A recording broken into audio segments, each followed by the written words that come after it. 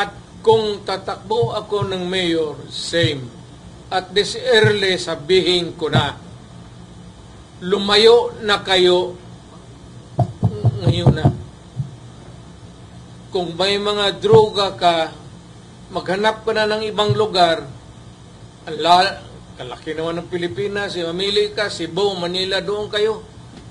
Huwag kayo sa Davao kasi kung ako ang mamayor, mamamatay talaga kayo. Yun ang sinabi ko noong mayor ako. Hindi sila naniniwala. Ay sabi, extrajudicial killing. Na natin pag-usapan yung sinabi ko sa inyo, huwag gawain dito. Ayaw ko ng droga, ayaw ko ng kidnapping. Hayaan mo ang Davao na mag-bloom sa sarili niya. Na walang problema ang tao dito. Hindi ko kay laking Davao ako eh.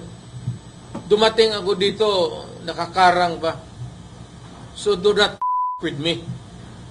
This is my city and I want it a peaceful city. At hindi naman ako nakikialam sa tao dito. I just want a peaceful city. Kaya kung mamayor ako, umalis na kayo kaagad.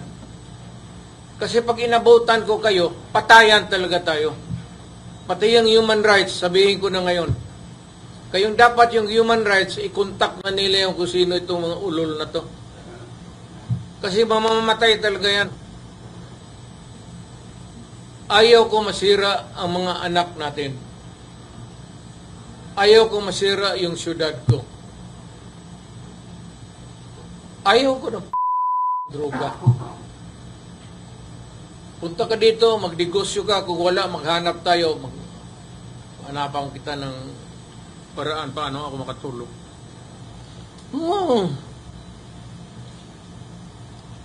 Gobyerno to. Dapat ang gobyerno tarong.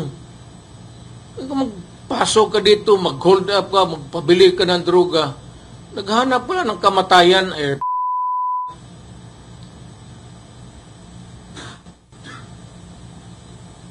dito sa Davao, maghanap buhay tayo, mag-asawa tayo, magtayo tayo ng pamilya, may mga anak tayo, maghanap buhay tayo para magapag-aral ang ating mga anak.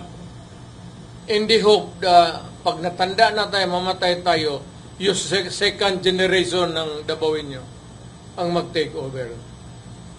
Kung hayaan ko ang Davao na puro lango ang mag-take over sa that will never happen.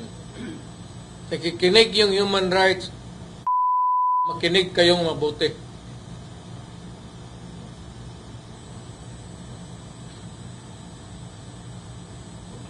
Just one word. Do not it here. Basta ako mayor, hindi naman ako istrikto. Nakakamali yung tayo, traffic. Wala yan. Pero yung mga droga, mag-hold up ka, mag-kidnap ka, do not expect na pag mag-enkwentro tayo, bubuhayin kita. Nag-warning na ako sa inyo. Kayong mga hold-upper, tapos i-rape ninyo yung mga biktima ninyo, patpatayin ninyo, kunin ninyo yung pera, do not expect na kung ako ang mamayor, mag-enkwentro tayo, bubuhayin ko kayo. Talagang papatayin ko kayo. Dapat makinig ang human rights dyan. Kaya dapat yung human rights magkampanya. Magkampanya sila todo. Huwag kayong bumoto kay Duterte.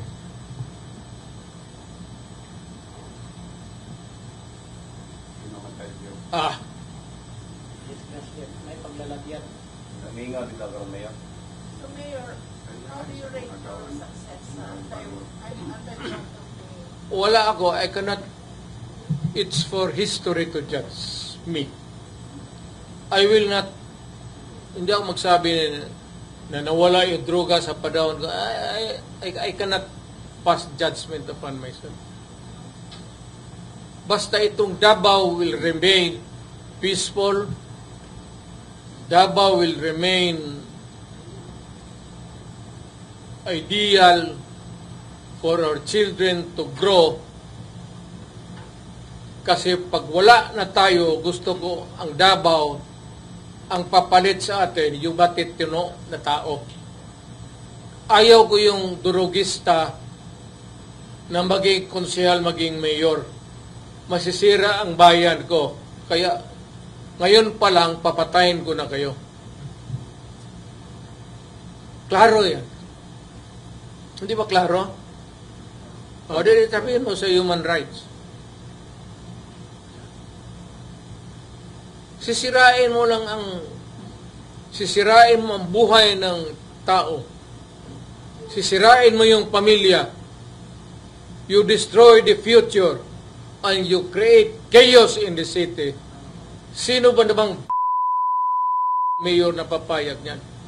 Ang papayag yan yung mga ulol na mayor na talawan, na mga ugok, na gusto lang titulo mayor, wala namang ginagawa sa syudad niya. Hindi ako ganun. Ayaw ko ng titulo. Inyo na yung titulo. Basta ako, huwag kayong do not get here. Go somewhere else.